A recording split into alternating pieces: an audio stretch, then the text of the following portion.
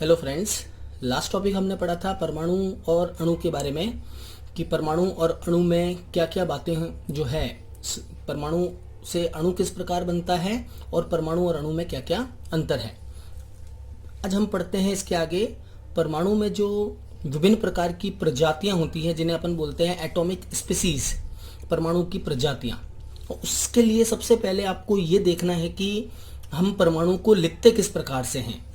जैसे किसी भी परमाणु को लिखने के लिए हम लास्ट टाइम जैसे मैंने बताया था इस प्रकार से लिखा जाता है, उसका प्रतीक यानी कि सिंबल X, उसके नीचे लिखा जाता है Z और ऊपर लिखा जाता है A।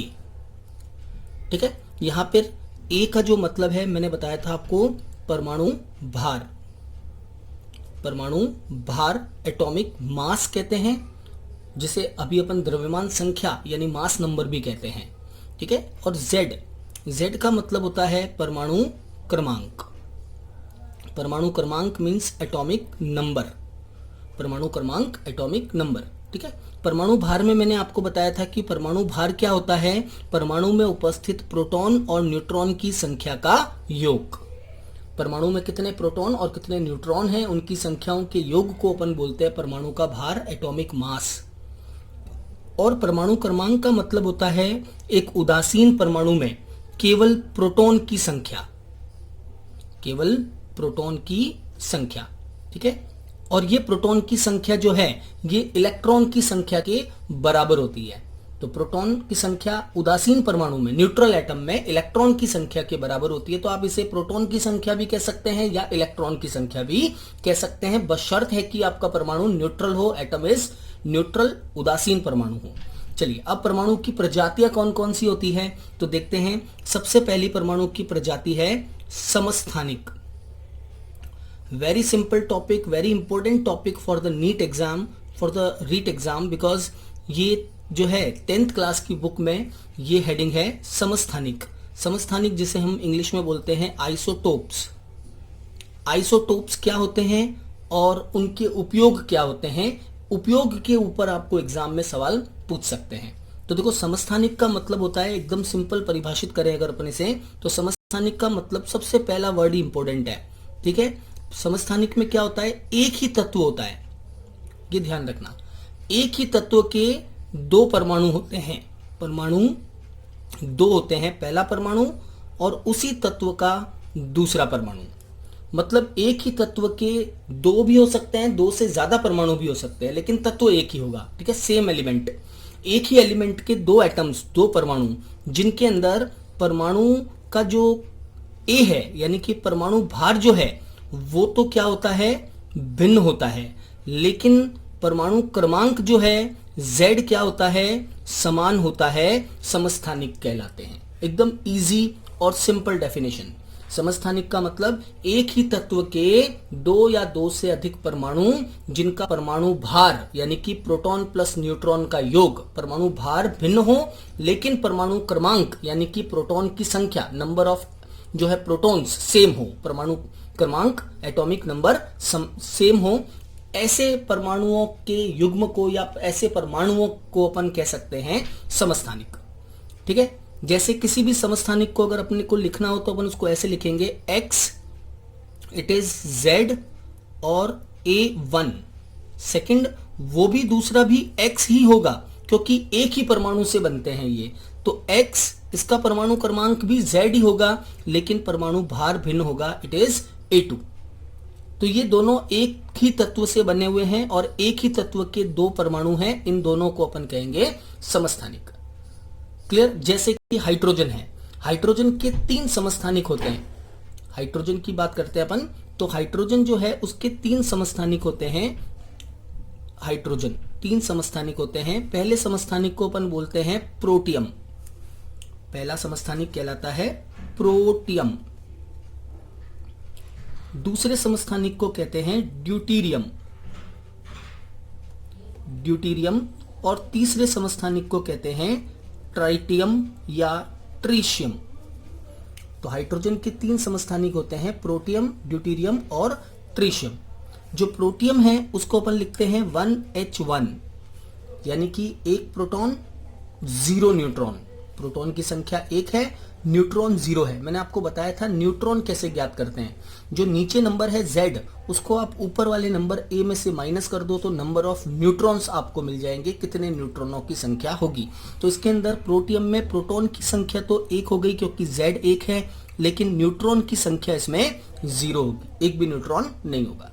दूसरा ड्यूटेरियम, ड्यूटेरियम को लिखते हैं 1H2, 1H2। इसका मतलब इसका भी प्रोटॉन का नंबर तो एक ही है, number of proton is same, यानी Z समान है, लेकिन अगर नीचे की संख्या को ऊपर से माइनस करेंगे तो N नंबर ऑफ न्यूट्रॉन भी क्या होगा, 1 आएगा। इसी तरह से ट्राइटियम को लिखा जाता है 1H3। 1H3 का मतलब प्रोटॉन की संख्या जो है वो तो एक ही है, लेकिन न्यूट्रॉन की संख्या इसमें 2 होती है। हाइड्रोजन का सबसे भारी समस्थानिक कौन सा है, ट्राइटियम। ठीक है, heaviest isotope of the hydrogen, heaviest isotope of the hydrogen is tritium, tritium. ठीक है, 1H3। तो हाइड्रोजन की ये 3 समस्थानिक है, आप अपनी परिभाषा को इसमें अप्लाई कर सकते हो। तीनों का परमाणु क्रमांक देखिए आप समान है, लेकिन तीनों का परमाणु भार जो है वो भिन्न भिन्न है। तो इस युग्म को अपन इन जो है परमाणुओं को अपन कह सकते हैं ये एक दूसरे के समस्थानिक है। ठीक है, चलिए आगे बढ़ते हैं। इन्हीं के अंदर कुछ समस्थानिकों से रिलेटेड मैं आपको पॉइंट बताऊं तो कुछ पॉइंट्स आपको एग्जाम में इस तरह से पूछते हैं। देखिए, कुछ समस्थानिक और उनके उपयोग, जैसे हाइड्रोजन की बात करते हैं तो जो ड्यूटेरियम है, हाइड्रोजन का एक समस्थानिक है ड्यूटेरियम। इस समस्थानिक का उपयोग करते हैं भारी जल के निर्माण में, भारी जल के निर्माण में। भारी जल होता है D2O, ठीक है, सामान्य जल होता है H2O। ध्यान से देखिएगा, भारी जल में आप कहीं कंफ्यूज मत होना, है ना। एक होता है कठोर जल, वो भी अपन आगे पढ़ेंगे, वो अलग चीज है। कठोर जल अलग होता है, वो एक सामान्य H2O वाला जल ही होता है। भारी जल का मतलब होता है D2O, ये हाइड्रोजन के ड्यूटेरियम समस्थानिक से बनता है। और इस समस्थानिक का जो कंपाउंड है ये D2O, भारी जल, इसका उपयोग करते हैं नाभिकीय अभिक्रियाओं में मंदक के रूप में।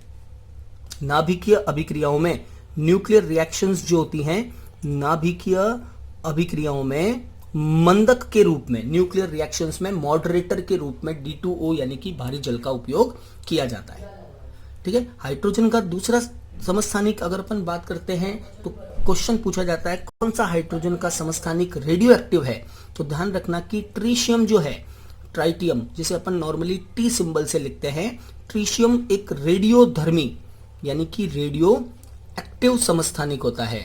रेडियो एक्टिव समस्थानिक आइसोटोप है ट्रिशियम। तो हाइड्रोजन का कौन सा समस्थानिक रेडियो एक्टिव है, ट्रिशियम। दूसरी बात, ट्रिशियम का यूज क्या है। तो ट्रिशियम जो समस्थानिक है इसका उपयोग करते हैं भूमिगत जल यानी कि अंडरग्राउंड वाटर, भूमिगत जल अंडरग्राउंड वाटर की पहचान करने में। इसका उपयोग भूमिगत जल की पहचान करने में किया जाता है कि पानी के जमीन के नीचे पानी कहां हो सकता है, उसकी पहचान करने के लिए हम ट्रिशियम का उपयोग करते हैं। चलिए और आगे बढ़ते हैं। ट्रिशियम के बाद में जैसे अपन बात करते हैं सोडियम, Na, सोडियम को लिखते हैं अपन Na, प्रतीक अपन आगे पढ़ेंगे। सोडियम, Na जो है सोडियम, इसका परमाणु क्रमांक तो होता है 11 और इसका परमाणु भार होता है 23, लेकिन इसका एक समस्थानिक होता है 24, Na24, सोडियम 24। आपको एग्जाम में ऐसे भी लिखा हुआ मिल सकता है Na24, ठीक है, सोडियम 24। तो Na24 का उपयोग कहां किया जाता है, यह भी एक समस्थानिक है सोडियम का। इसका उपयोग करते हैं बॉडी के अंदर रक्त परिसंचरण, बॉडी में रक्त परिसंचरण की जांच करने में। ठीक है, ब्लड सर्कुलेशन जो है बॉडी के अंदर करेक्ट हो रहा है या नहीं हो रहा है, बॉडी की वेन्स में यानी कि शिराओं में या धमनियों में रक्त का थक्का तो नहीं बन रहा कहीं, तो उसके लिए रक्त परिसंचरण की जांच के लिए सोडियम Na24 का उपयोग किया जाता है। सिमिलर वे में मैं आपको कुछ और समस्थानिकों के उपयोग बताऊं तो एक समस्थानिक है आयोडीन का, आयोडीन 131। आयोडीन वैसे होता है 126 लेकिन 127, लेकिन इसका एक समस्थानिक होता है आयोडीन 131, 131। इस आयोडीन का उपयोग जो है वो गोइटर गोइटर जिसे अपन कहते हैं गलगड, गलगड यानी गोइटर, जो थायराइड जो है हार्मोन्स की कमी की वजह से होता है। गोइटर गलगड के उपचार में, गलगड के उपचार में इसका उपयोग किया जाता है। गोइटर के ट्रीटमेंट में आयोडीन 131 आइसोटोप समस्थानिक का उपयोग करते हैं। ठीक है, इसी क्रम में और आगे बढ़ते हैं तो एक होता है कोबाल्ट। कोबाल्ट का परमाणु भार होता है, एटॉमिक मास जो होता है 58, लेकिन इसका एक समस्थानिक है कोबाल्ट 60, कोबाल्ट 60, जिसका परमाणु भार 60 होता है, कोबाल्ट 60। ठीक है, कोबाल्ट 60 जो है वो ब्लड में, या अपन यूं कहते हैं सिंपल वर्ड में, कोबाल्ट 60 का जो उपयोग है वो ब्लड कैंसर, ठीक है, एनीमिया जिसे अपन बोलते हैं, रक्त की कमी या ब्लड कैंसर जो है उसके उपचार में या कैंसर के उपचार में इसका उपयोग किया जाता है। तो कोबाल्ट 60 का उपयोग किया जाता है कैंसर के उपचार में, कैंसर के उपचार में इसका उपयोग किया जाता है कोबाल्ट 60 का। ठीक है, कार्बन का भी एक समस्थानिक है जिसका नाम है C14। कार्बन होता है वैसे C612 और C614, एक C613 भी होता है। 3 समस्थानिक होते हैं कार्बन के। कार्बन के इस समस्थानिक का जो उपयोग है वो पुराने जीवाश्मों की, ये बहुत बार पूछा हुआ क्वेश्चन है, RS लेवल में भी पूछा हुआ क्वेश्चन है, तो ये इंपॉर्टेंट पॉइंट है कि कार्बन के समस्थानिक C14 का जो उपयोग है वो पुराने जीवाश्म की, जीवाश्म मीन्स फॉसिल्स, जीवाश्म की आयु के निर्धारण में, जीवाश्म की आयु ज्ञात करने में किया जाता है। पुराने जीवाश्म फॉसिल्स की एज डिटर्मिनेशन में, या पुरानी चट्टानों, पुराने जो है वृक्षों, जो पुराने वृक्ष होते हैं उनकी आयु को ज्ञात करने में इसका उपयोग करते हैं। C14 कार्बन का एक समस्थानिक होता है। इसको सबसे पहले करने वाला साइंटिस्ट जो था उसका नाम था लिबिंग। ठीक है, और इस विधि को अपन बोलते हैं लिबिंग की जो है अंकन विधि या कार्बन डेटिंग मेथड, कार्बन अंकन विधि। तो ये 2 पॉइंट भी आप ध्यान रखना। लिबिंग इज फर्स्ट साइंटिस्ट जिसने इसका उपयोग किया था, कार्बन का जो समस्थानिक है उससे जीवाश्म ज्ञात किए थे और जीवाश्म की आयु ज्ञात की थी, और इस मेथड को अपन बोलते हैं कार्बन डेटिंग मेथड यानी कार्बन अंकन विधि। ठीक है, कार्बन डेटिंग मेथड, कार्बन अंकन विधि पुराने जीवाश्मों की आयु को ज्ञात करने के लिए उपयोग में ली जाती है। तो ये कुछ समस्थानिक हैं जिनका उपयोग मैंने आपको बताया, बहुत ही इंपॉर्टेंट टॉपिक है। नेक्स्ट पॉइंट परमाणु की प्रजातियों में दूसरा आता है जिसे अपन बोलते हैं समभारिक। अब देखें समभारिक क्या होते हैं। ठीक है, समस्थानिक के बाद दूसरा है समभारिक, सेकंड। चलिए स्टार्ट करते हैं इसको। Point number 2, समभारिक। आप समस्थानिक पे ज्यादा कंसंट्रेट कीजिएगा क्योंकि एग्जाम में आपको समस्थानिक से क्वेश्चन मिल सकता है। समभारिक को बोलते हैं आइसोबार। अब नाम से ही पता चल रहा है समभारिक का मतलब क्या है। इस बार दोनों का भार समान होगा। अगर भार समान होगा और परमाणु क्रमांक अलग होगा, ठीक है, इस बार क्या होंगे, दोनों तत्व अलग अलग होंगे। ये तत्व फर्स्ट और ये तत्व सेकंड। मतलब समस्थानिक जो है वो तो एक ही तत्व के होते हैं, लेकिन समभारिक जो है वो अलग अलग तत्वों के होते हैं। तो 2 अलग अलग तत्व हैं, एक तत्व का जो परमाणु है और दूसरे तत्व का जो परमाणु है, दूसरे वाले तत्व का परमाणु, मतलब 2 अलग अलग तत्वों के परमाणु होंगे। इन परमाणुओं में क्या चीज समान होगी, इन परमाणुओं का A यानी कि परमाणु भार क्या होगा, समान होगा, लेकिन इनका परमाणु क्रमांक यानी कि Z क्या होगा, भिन्न होगा। Z भिन्न होना, परमाणु क्रमांक भिन्न होने से सीधा आइडिया लग जाता है कि अगर परमाणु क्रमांक भिन्न है इसका मतलब दोनों परमाणु अलग अलग तत्वों के हैं। आप इसको लिखना चाहें, सिंबलाइज करना चाहें तो ऐसे कर सकते हैं, ZX Z1A and Y Z2A। इसका मतलब दोनों का परमाणु क्रमांक भिन्न है और परमाणु भार समान है। ऐसे युग्म को अपन बोलते हैं समभारिक। समभारिक का एक एग्जाम्पल मैं आपको बताऊं जो नेचुरल समभारिक के रूप में होते हैं, वो है आर्गन और पोटेशियम। आर्गन होती है Ar, 18 इसका परमाणु क्रमांक होता है और 39 इसका परमाणु भार होता है आर्गन का। ठीक है, पोटेशियम की बात करते हैं। पोटेशियम होता है 19। ठीक है, पोटेशियम होता है 19 और इसका परमाणु भार भी कितना होता है 39। इसका मतलब दोनों का परमाणु क्रमांक भिन्न है लेकिन दोनों का परमाणु भार समान है। आप चाहे तो दूसरे युग्म भी बना सकते हैं समस्थानिक को लेते हुए, जैसे नाइट्रोजन होता है C14, ठीक है, ये नॉर्मल नाइट्रोजन है C14 और कार्बन का एक समस्थानिक ले लीजिए आप, कार्बन का समस्थानिक होता है C614। दोनों में परमाणु भार समान है लेकिन परमाणु क्रमांक भिन्न है ना। सोडियम का एग्जाम्पल ले सकते हैं, सोडियम 11 और ये सोडियम का समस्थानिक है 11 24 और इसके साथ में आप मैग्नीशियम ले सकते हैं, मैग्नीशियम का परमाणु क्रमांक होता है 12 और परमाणु भार होता है 24। सेम है ना, सोडियम 24 लिया है मैंने, 23 नहीं लिया है, 24 का मतलब उसका समस्थानिक है 23 का 24 है ना, समस्थानिक आइसोटोप है, और मैग्नीशियम जो है वो 12 और 24 उसका परमाणु भार है।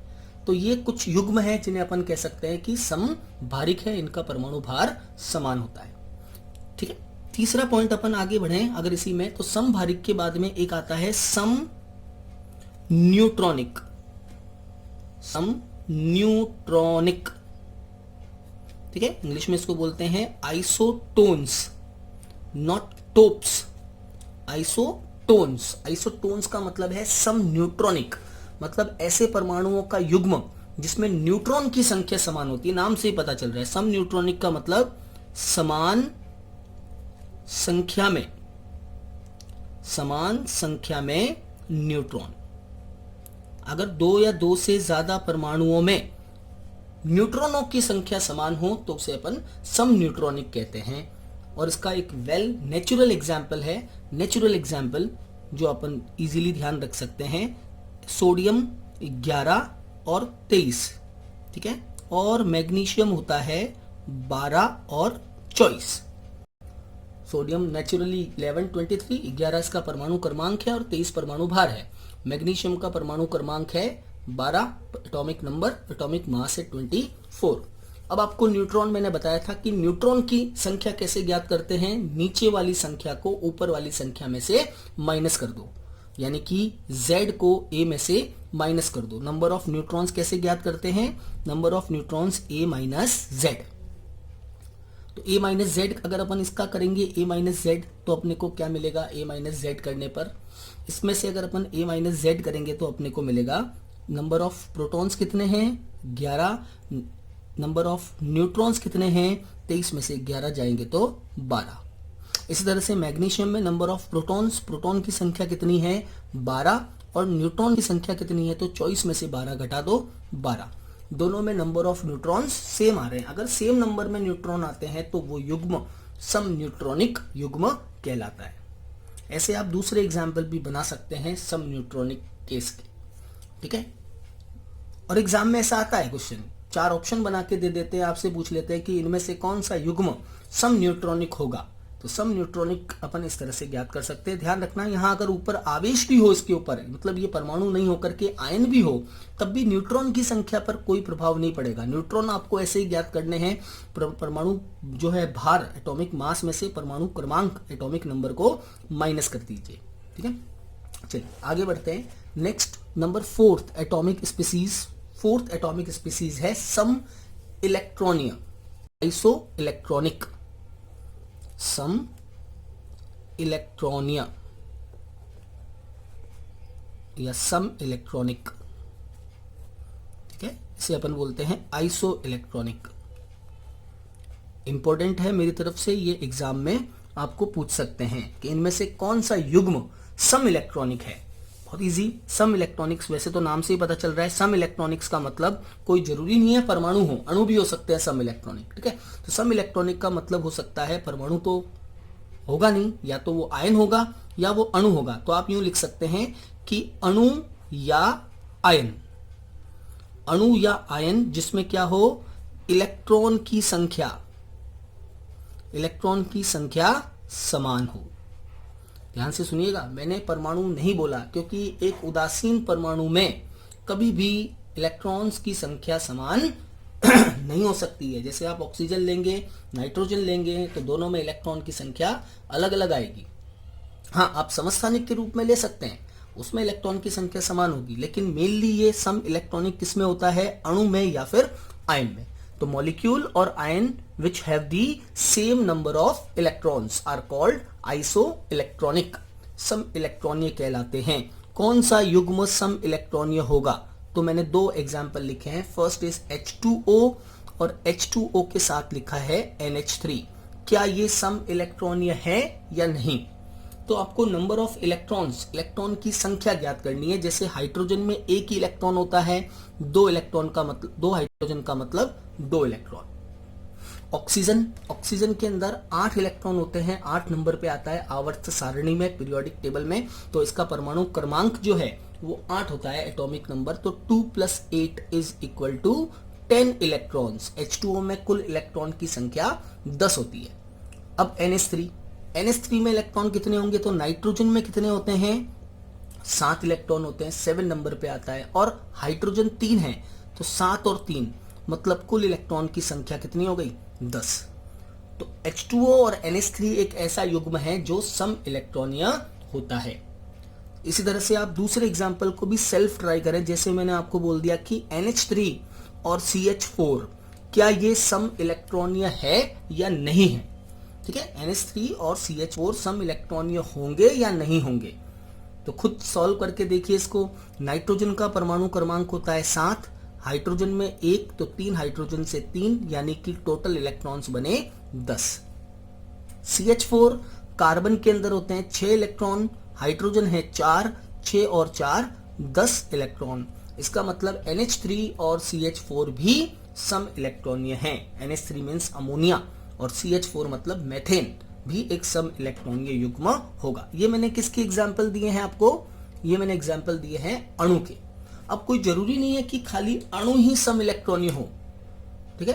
अणु के अलावा आयन्स भी सम इलेक्ट्रॉनीय हो सकते हैं। जैसे ये लिखा है मैंने C-4, ये लिखा है N-3, ये लिखा है O-2 और ये लिखा है F-1। आप देखिए और ध्यान से एक टॉपिक को देखना, इंपॉर्टेंट टॉपिक है वो। सम इलेक्ट्रॉनीय श्रेणी बोलते हैं इसको अपन, आइसो इलेक्ट्रॉनिक सीरीज। जैसे आप इन सब में नंबर ऑफ इलेक्ट्रॉन्स काउंट कीजिए। कार्बन -4 यानी कार्बन में कितने होते हैं इलेक्ट्रॉन, 6। अभी अपन ने देखा माइनस का मतलब मैंने आपको पिछले लेक्चर में बताया था, माइनस अगर किसी के ऊपर हो मतलब जुड़ना कहते हैं उसको। तो 6 में 4 इलेक्ट्रॉन जुड़े, इसका मतलब 10 इलेक्ट्रॉन हो गए। नाइट्रोजन का परमाणु क्रमांक 7 होता है, एटॉमिक नंबर। 3 माइनस के हैं तो 3 जुड़े, 7 और 3 10 इलेक्ट्रॉन। ऑक्सीजन का परमाणु क्रमांक 8 होता है, -2 का मतलब 2 जुड़े, तो 8 और 2 10 इलेक्ट्रॉन। और फ्लोरीन का परमाणु क्रमांक एटॉमिक नंबर 9 होता है, 9 में 1 जुड़ा तो 10 इलेक्ट्रॉन।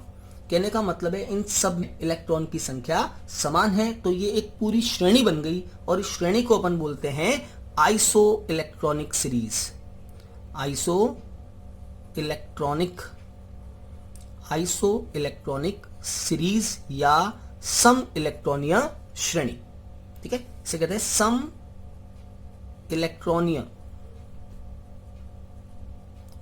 इलेक्ट्रॉनीय श्रेणी। और इससे रिलेटेड एक बहुत ही इंपॉर्टेंट सवाल जो एग्जाम में पूछ सकते हैं आपको कि इनमें से कौन सा स्टेटमेंट, कौन सा कथन आइसो इलेक्ट्रॉनिक सीरीज यानी सम इलेक्ट्रॉनीय श्रेणी के लिए सही है। तो ध्यान रखना कि एक आइसो इलेक्ट्रॉनिक सीरीज सम इलेक्ट्रॉनीय श्रेणी के अंदर जब अपन परमाणु क्रमांक के बढ़ते क्रम की ओर बढ़ते हैं, यानी कि परमाणु क्रमांक जब आइसो इलेक्ट्रॉनिक सीरीज में परमाणु क्रमांक एटॉमिक नंबर जब बढ़ता है तो परमाणु का आकार जो है वो घटता है। ये ध्यान रखना, ठीक है। परमाणु का आकार, साइज ऑफ एटम, परमाणु का आकार घटता है। The size of atom is decrease as the number of protons और as the atomic number is increase. तो एक सम इलेक्ट्रॉनीय श्रेणी में परमाणु क्रमांक बढ़ने के साथ परमाणु का आकार घटता है, ठीक है। ये स्टेटमेंट सम इलेक्ट्रॉनीय श्रेणी के लिए एकदम सही है। चलिए आगे बढ़ते हैं। नेक्स्ट परमाणु प्रजाति, परमाणु की जो स्पीसीज है नंबर 5, वो है आइसोस्टर्स। अब इसका हिंदी में भी कोई मतलब नहीं है। अगर ये हिंदी में लिखा हुआ आएगा मान लीजिए आपके एग्जाम में, तो ऐसे लिखा हुआ आ जाएगा आइसोस्टर्स, ठीक है। इनमें से कौन सा आइसोस्टर्स है? Which of the following pair is isosteres? तो इस वर्ड को भी देखें, आइसोस्टर का क्या मतलब होता है? आइसोस्टर का मतलब होता है कि अणुओं में होगा, ये परमाणुओं में नहीं, दो या दो से अधिक अणु, ठीक है, जिनमें दो या दो से अधिक अणु जिनमें परमाणुओं की संख्या, नंबर ऑफ एटम्स, परमाणुओं की संख्या समान होती है। Simple. Two or more than two atoms which have same number of atoms, two or more than two molecules which have the same number of atoms, दो या दो से अधिक अणु, मॉलिक्यूल्स जिनमें परमाणुओं की संख्या समान होती है, आइसोस्टर्स कहलाते हैं। सम जो है आइसोस्टर्स में परमाणुओं की संख्या समान होगी। अब एग्जाम में क्वेश्चन आ गया कि इनमें से कौन सा आइसोस्टर्स है, तो आपको कुछ भी नहीं करना है, परमाणुओं को गिनना है। अगर गिनने पर परमाणुओं की संख्या समान आती है, जैसे मैं आपको एग्जाम्पलीफाई करके बताता हूं, थोड़ा क्लियरिफिकेशन आएगा। जैसे ये है, मान लीजिए एक दे दिया आपको N2 एंड CO। क्या N2 और CO सम जो है आइसोस्टर्स हैं या नहीं हैं? तो आप कहेंगे यस, ये आइसोस्टर्स हैं। क्यों है? क्योंकि नाइट्रोजन में परमाणुओं की संख्या 2 होती है और CO में भी परमाणुओं की संख्या 2 है, एक कार्बन और एक oxygen. Same number of atoms, isosteres. जैसे CH4 एंड POCl3, इनके नाम से अभी आपको कोई मतलब नहीं है, धीरे धीरे अपन नाम भी सीखेंगे इनके। CH4 एंड POCl3, क्या ये आइसोस्टर्स हैं? तो आप कहेंगे यस, ये आइसोस्टर्स हैं। क्यों हैं? क्योंकि इसमें कितने परमाणु हैं? कार्बन में कार्बन का एक परमाणु, 4 परमाणु हो गए हाइड्रोजन के, टोटल परमाणु कितने हुए? 5 परमाणु। सिमिलरली POCl3, 3 Cl के, एक ऑक्सीजन और एक फास्फोरस, यानी कुल परमाणु इसके भी कितने हो गए? 3 और एक 4 और एक 5। तो CH4 और POCl3 भी एक दूसरे के आइसोस्टर्स होंगे। क्लियर? चलिए और आगे बढ़ाते हैं। द लास्ट एटॉमिक स्पीसीज, आखिरी परमाणु की प्रजाति जो है जो मैं आपको बता रहा हूं, वो है आइसोडायफर्स। लास्ट परमाणु प्रजाति है आइसोडायफर। आइसोडायफर्स।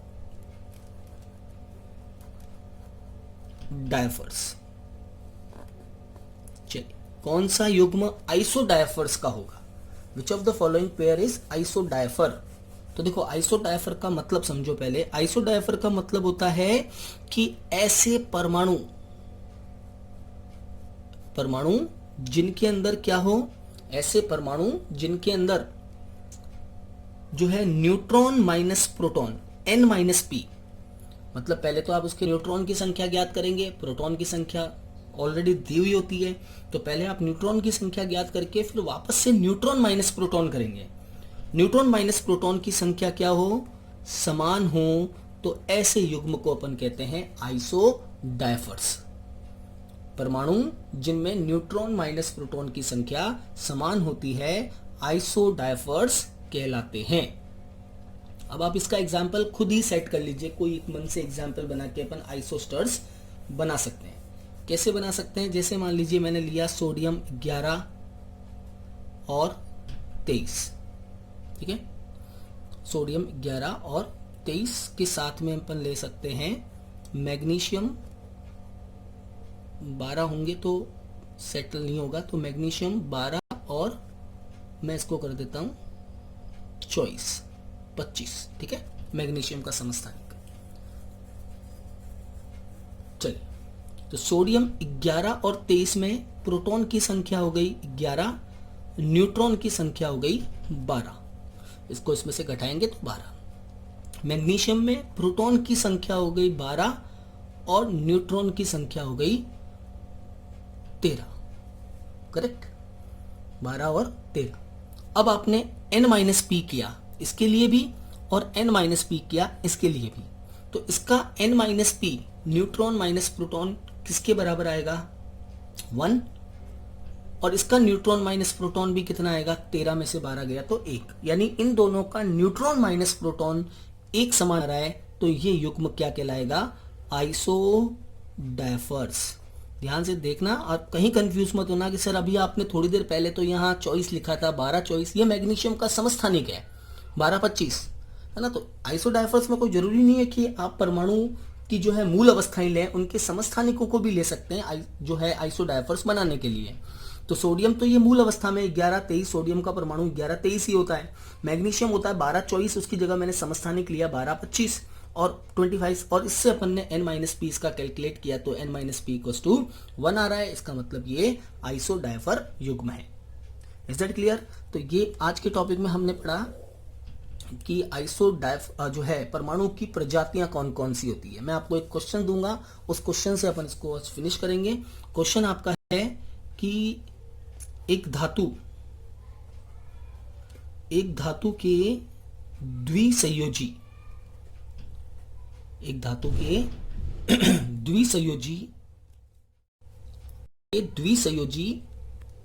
जो आयन है, उस द्विसंयोजी आयन के लिए द्विसंयोजी आयन में प्रोटॉन की संख्या